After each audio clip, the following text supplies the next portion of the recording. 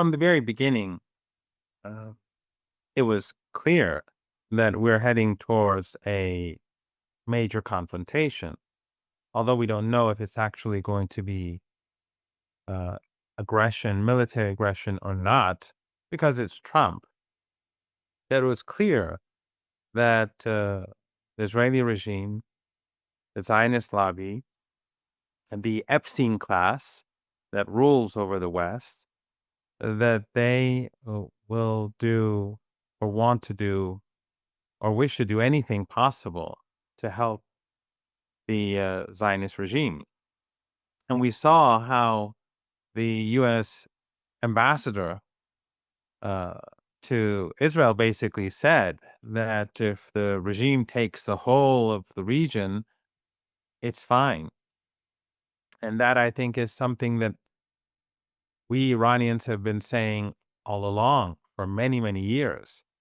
And others have been trying to hide this, both in the region and beyond. And of course, the reason why there's so much antagonism towards Iran, towards Hezbollah, towards Ansarullah, towards the resistance in Iraq, and of course, towards the Palestinian people, is that they are the only ones who are standing in the way of the greater Israel project. All the other countries, whether it's Erdogan or the Emirates or the Egyptian government and so on, Qatar and others, Jordan and so on, they are a part of the American empire, and therefore they will not make any move to prevent the Israeli regime from making progress until possibly when it's far too late. But Iran is not going to back down. And I do not see a scenario where the Americans win any potential war. The Iranians have said that they will shut down the Strait of Hormuz. It will not be a last resort measure. In the 12-day war, there was no need for Iran to shut down oil and gas trade in the region because the war was largely between Iran and the Israeli regime. The Americans carried out a token strike. They didn't obviously obliterate the nuclear program, but it wasn't enough to justify destroying the global economy. Iran does not want the global economy, excuse me, Iran does not want the global economy to suffer. Iran has friends across the world, and ordinary people in all countries want to live in peace and maintain uh, the ability to make money and to raise kids and have families and have decent communities. So Iran, even though the regimes in the Persian Gulf region all host U.S. bases and were all helping the Israeli regime during the 12-day war through those bases, through allowing the Americans to use those bases, Iran, since it saw it could easily manage the war and defeat the Israeli regime, and ultimately the regime had to seek a ceasefire to end the war, it did not even contemplate moving in that direction. However, if the United States carries out an attack on Iran, that would be a different thing altogether. This would be an existential threat, and this would be a war for survival. It would be a war of choice for the Americans. It would be done for the Israeli regime, obviously. But in this scenario, Iran will do everything to protect itself. And since all these countries in these tiny Arab family dictatorships in the Persian Gulf region are hosting U.S. bases, and as you and I speak, those bases are being used to plan against Iran, then Iran has every right to shut down the oil and gas trade, and that will not be a measure of last resort. That will happen at the very beginning. Well, well, this is a good point. If this is a war, existential threat, or war of survival, as you say, it makes sense that Iran would play its cards very differently. And well, the Gulf states obviously seem like this is unavoidable to be pulled in.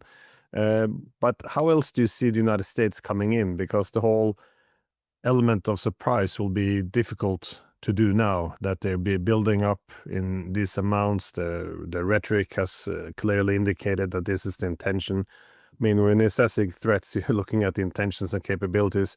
They're all pointing toward an attack, which wouldn't, could happen even over the next a few days. So, do you see any other possible elements of surprise they could introduce? I mean, um, would they use foreign fighters coming in from abroad to sabotage? Do they have the same networks within Iran which can disrupt? Do they can they attack through Azerbaijan?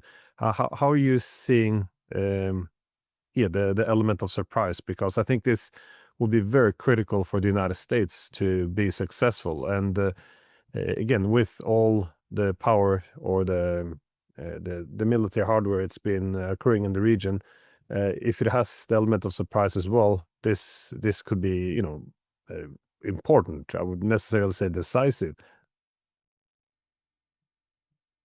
Iran's intelligence is quite effective. It knows what goes on more or less in surrounding countries. And inside the country, we saw the United States and the Israeli regime and British intelligence and possibly the French carry out an armed rebellion, a semi-coup in the country, something that they admitted, although Western media pretends that this was all about peaceful protesters.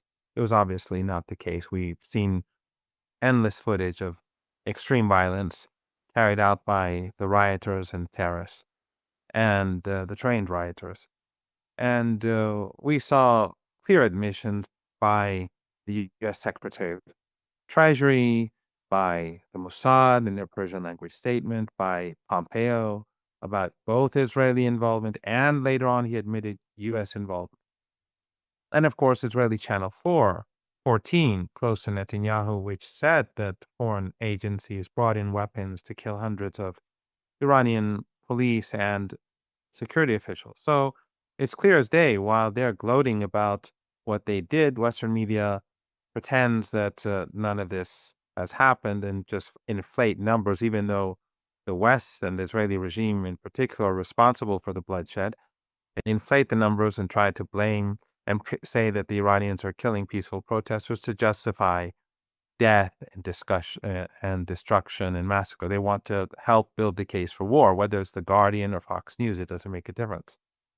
But after that, we saw that on after January the 9th and the 10th, when this armed insurrection took place and immediately collapsed, uh, and then we saw people come twice to the streets in defense of the state and the Constitution, both on January the 12th and on February the 11th in even bigger numbers. I think it's clear that the United States has no capability, nor the Israeli regime, to do anything substantial inside the country. And neighboring countries are far too vulnerable. Aliyev in Azerbaijan uh, is very vulnerable. He's a dictator. Uh, he's not capable of harming Iran. In fact, the it's the other way around is quite possible. And if he pushes too hard in his alliance with the Israeli regime, I think it's quite possible that he will be overthrown with the help of uh, Iran.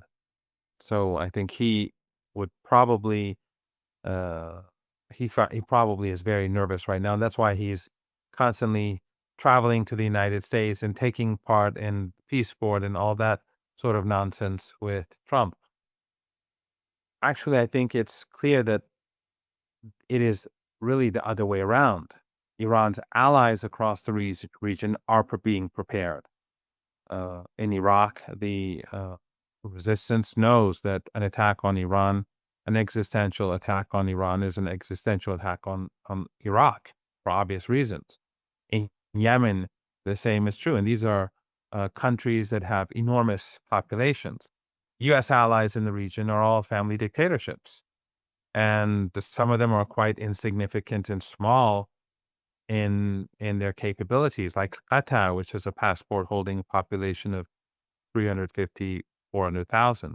The Emirates, a passport population holding the passport holding population is 1.4 million, and the number of foreigners, or mostly adult males, are in the Emirates is like 10 million or so, I suppose.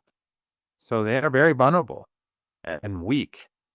Yet Iraq, with a population of 45 to 47 million, for example, can't be compared to Bahrain or Kuwait or anything like that.